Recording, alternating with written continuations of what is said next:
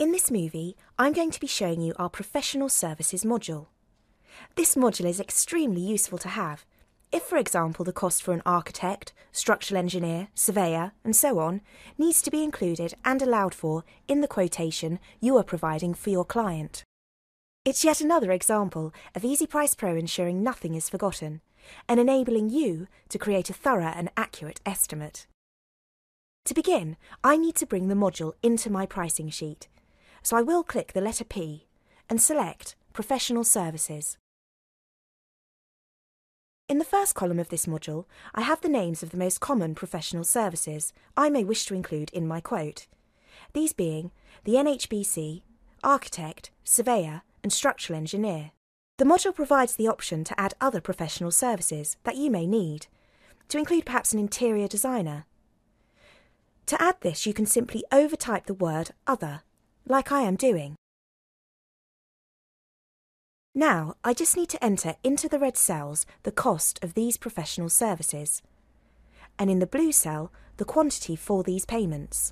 I will enter £800 for the architect, in the red cell, and as this is the total fee, and I will only pay it once, I will enter 1 in the blue cell. I'll enter £450 for the structural engineer in the corresponding red cell, and 1 in the blue cell. And finally, for the interior designer, £300 in the red cell and 1 in the blue cell.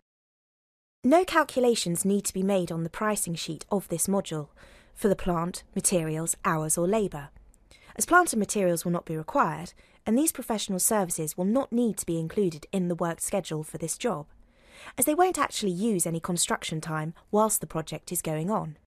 I'll now show you another reason why this module is so useful.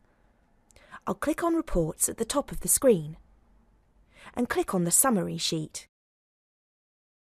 Here on the Summary sheet, I can see the section for Professional Services.